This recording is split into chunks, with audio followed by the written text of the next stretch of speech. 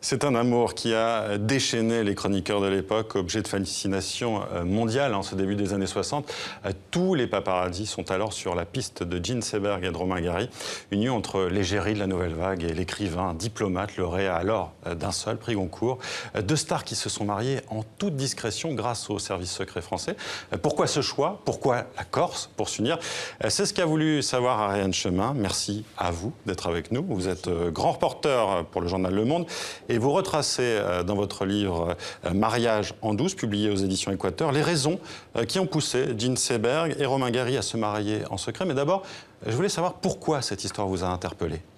Parce que je connais bien la Corse et un jour, un Corse qui n'avait pas beaucoup bougé de son île, je dois dire, de la vallée de la Gravonne, près d'Ajaccio, me montre un village et me dit « Est-ce que tu sais que c'est ici que se sont mariés en 1963 Jean Seberg et Romain Gary ?» Et cette histoire me trottait dans la tête et j'ai commencé à lire les biographies de l'un et l'autre et j'ai vu que c'était une sorte de trou noir, un coin obscur de leur biographie. Et en fait, je me suis servi de cette porte d'entrée pour raconter leur histoire d'amour. Et vous êtes parti aussi d'une photographie, celle de leur mariage.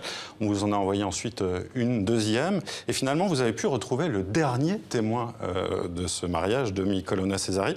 Comment l'avez-vous convaincu de parler ? Alors, il était très taiseux parce qu'il était corse et je crois aussi que c'est pour ça qu'on l'avait choisi pour être une sorte de wedding planner de ce mariage secret. Il était surtout espion, agent secret. Il travaillait dans ce qu'on appelait à l'époque la sécurité militaire. Ça avait été créé au début des années 60 pour lutter contre l'OAS. Et Romain Gary avait évidemment beaucoup de connaissances dans le monde militaire, puisqu'il était lui-même un ancien des forces françaises libres. Il a demandé au chef des services secrets français, qui en a référé d'ailleurs à De Gaulle, il lui a demandé « Organise-moi un mariage secret loin des paparazzis ». C'était un ami. Alors, on comprend très vite que ce mariage secret, vous l'avez dit, était fait pour échapper aux paparazzis. Et moi, j'ai l'impression que c'est plus le mystère de ce couple que vous avez cherché en fait à percer dans votre livre. Vous avez été fasciné en tout cas par ces deux personnalités hors du commun. C'est vrai. J'ai été fascinée. D'abord, c'est pas un hasard si ce mariage aussi est très mystérieux parce qu'ils veulent échapper effectivement aux photographes, mais ils veulent. Je pense que Romain Gary, il aime bien que sa vie soit une aventure. Et l'idée que ce mariage-là puisse aussi échapper à la loi des mariages d'Hollywood, ça lui plaisait beaucoup. Et c'est vrai il n'y a personne, c'est très austère, c'est ce que vous rappelez dans le livre. Il n'y a personne, ils arrivent par un avion militaire, ils vont se marier dans un petit village dont le maire accepte de ne pas publier les bancs. Il accepte aussi de domicilier Romain Gary dans ce petit village d'une centaine d'habitants, parce qu'il n'est pas à ça près, il a quand même menti toute sa vie, mais c'était un art d'esthète. Et c'est vrai que j'ai aimé cette actrice qu'on a souvent décrite comme un peu faux-folle, voire folle. C'est vrai qu'elle a vécu... à la fin de sa vie, elle a été prise en main par le FBI. Elle est devenue folle, mais elle est surtout très intelligente. Et c'est ça que je ne connaissais pas bien. J'ai regardé des heures et des heures d'entretien.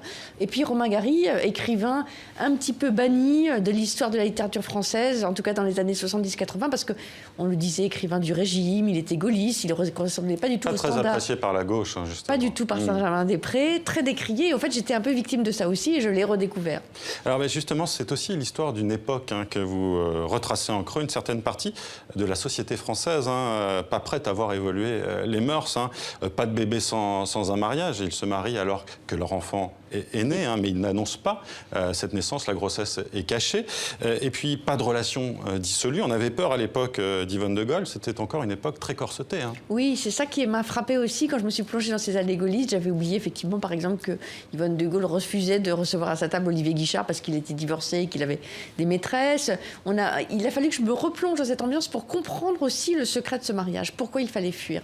Alors, ce qui est intéressant aussi, c'est que vous retracez le destin de ces deux personnalités qui se sont suicidées à un an d'intervalle, en 1979 et en 1980. On revoit aussi dans ce livre l'engagement de Jean Seberg en faveur du mouvement nord-américain.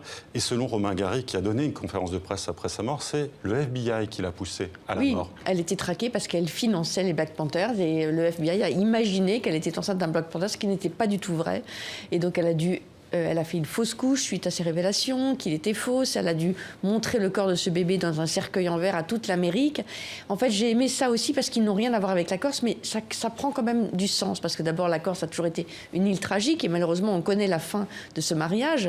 Et puis aussi parce qu'au fond, ce sont deux personnalités cosmopolites, au sens noble du terme, pas comme on l'utilise aujourd'hui souvent à l'extrême droite, mais en fait, ils se sont mariés là parce que personne ne voulait d'eux. Ni Hollywood, ni l'Amérique, ni Vilnius, ni la Russie, oui, c'est ça, ni la entre Pologne. La Russie et les États-Unis, ce point en Corse.